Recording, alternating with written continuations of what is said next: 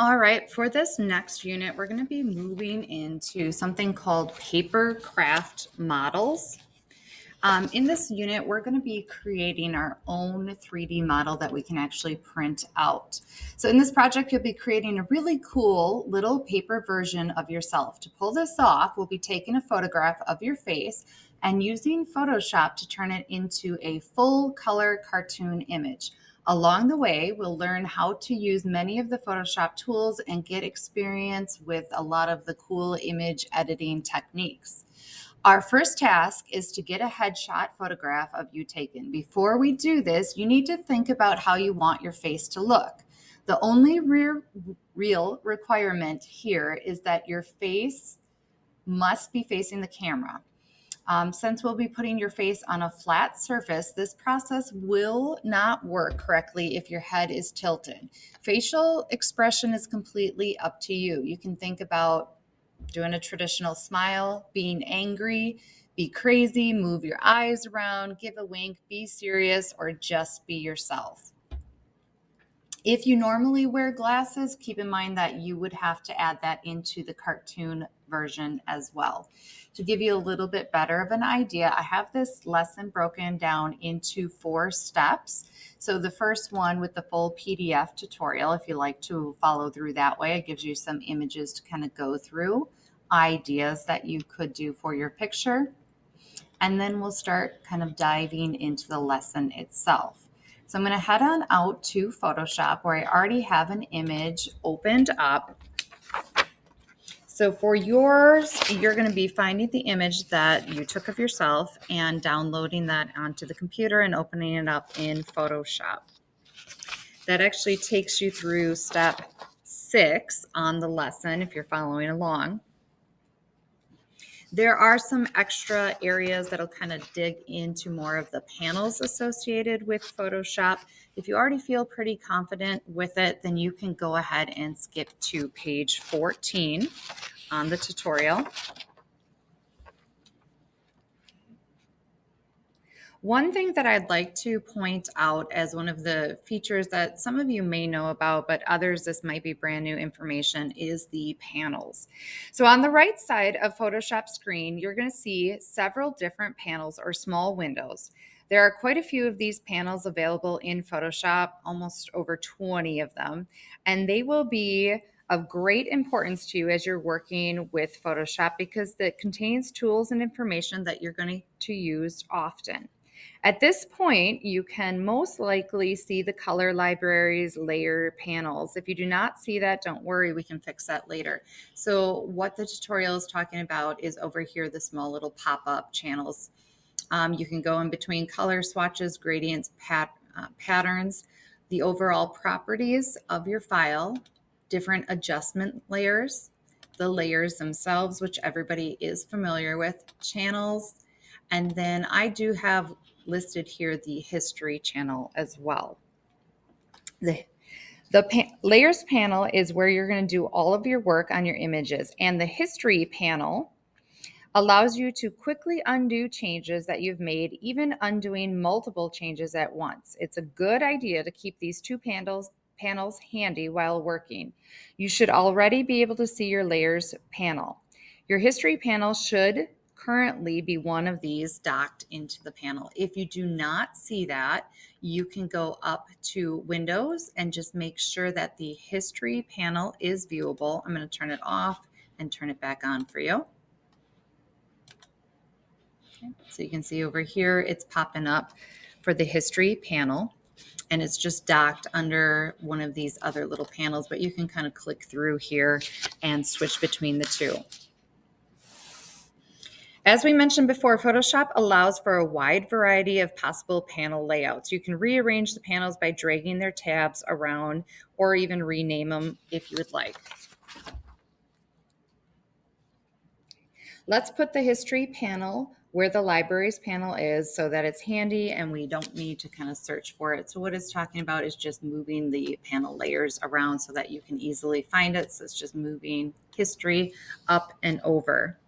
You'll get a chance to work with many of the Photoshop panels as we go through this tutorial, but for the history panel, It allows you to undo multiple actions at once. The list in the window shows the recent actions you've taken, with the most recent being on the bottom. So I'm just going to click through here.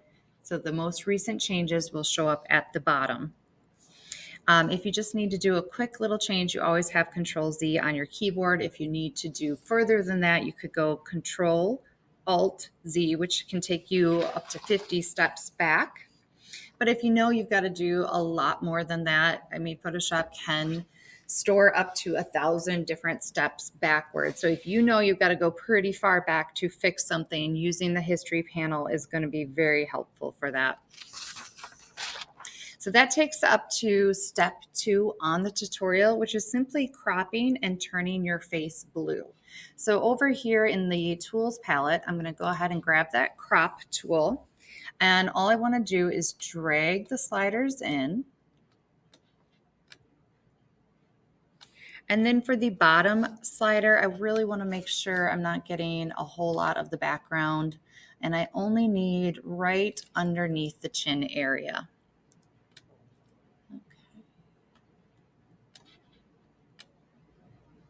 There we go. And once you have it the way you like it, you're going to go ahead and hit Enter on your keyboard, and you'll notice everything is cropped down into place. Our next task is to change the color of the picture to light blue, so that when we begin creating our line work, which we'll do in black, we'll not be confused by the dark colors in the picture. We're going to work in RGB mode, so we want to make sure that our image is still showing in RGB. So up at the top, we're going to go Image, Mode, and just double check that it's showing in the RGB color mode, which I've already got set up here.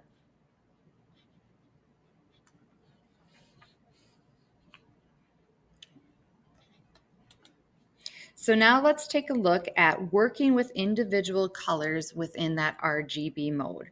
First, we need to get the levels editor up. So I'm going to go up to Image. Let me click on my background here. I'm going to go up to Image, Adjustments, and I'm looking for Levels. There we go. And that's going to pull up my levels bar. Note that your input levels for the histogram shows kind of a dark mountain shape that really just shows you the light and the dark areas that are found within your picture.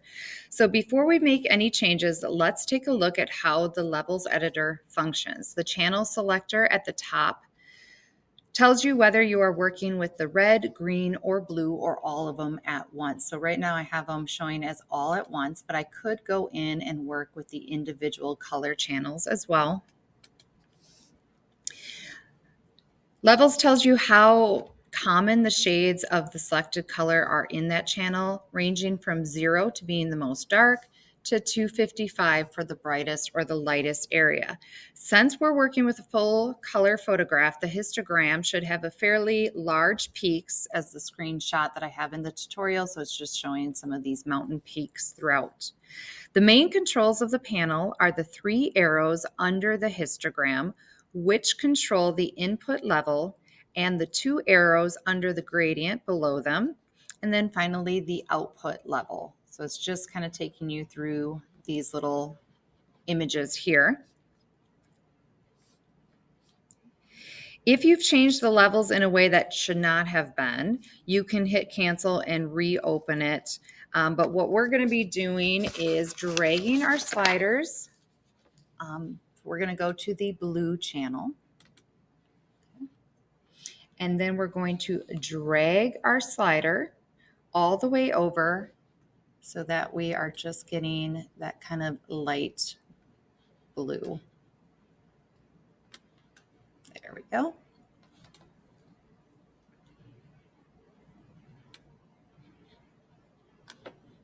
And you can kind of play around with here. Again, if you do something that you don't like, or if you make a mistake on something, you can go ahead and hit cancel and restart into the levels program.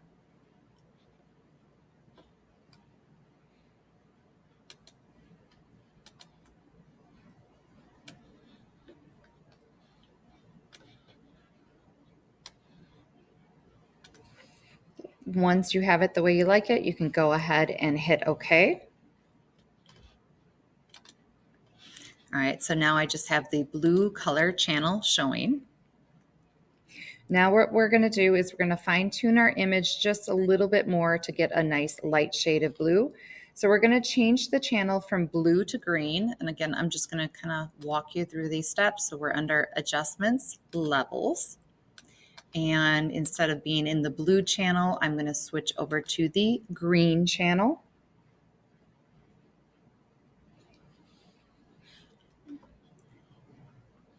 And we're just going to move it so we have just a very nice light blue.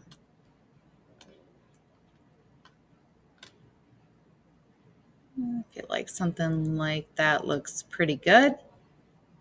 I'm pretty happy with that, knowing that I'm going to be drawing in with some black lines. I feel like I'll be able to see the difference pretty easily with this. And then I'm going to go ahead and hit OK. I could also go down to the output levels down here and maybe change that to be something like a 90 just to lighten it up even further, but I'll leave that up to you. And then once you have it the way you like it, you're going to go ahead and hit OK. Now your image should look something like the image above. If it's purplish or greenish, then you want to close your image without saving, reopen it and start it over again.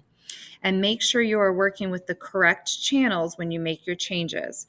I should probably point out that there are other ways, even easier ways, to turn the picture blue, but it will help you to familiarize yourself with the use of the levels editor, which can be very useful at completing other tasks such as brightening your final image if it appears too dark.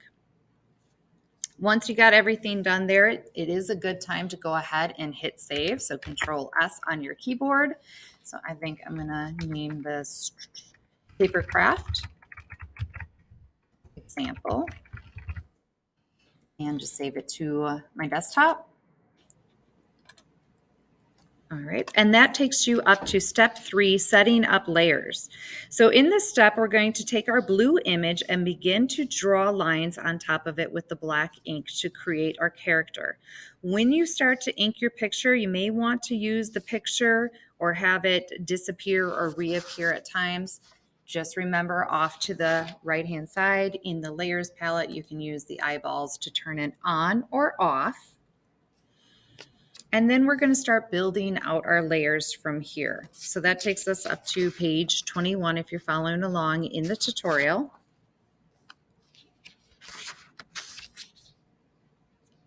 And our next step is we are going to be adding in a layer and calling it face. There's a lot of different ways I can do this, but I'm just going to go down to the bottom and add the little plus sign and rename this layer. And I'm going to name it face.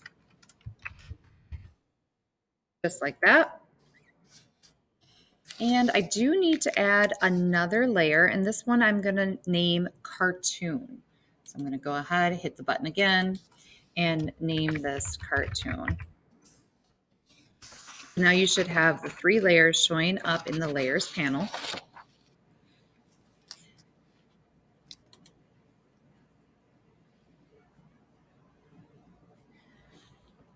So I've got my face layer. Actually, I'm going to rename this one to face. And I'm going to go ahead and keep the cartoon one. I'm just going to bump that down and rename this layer to be the backing or the background.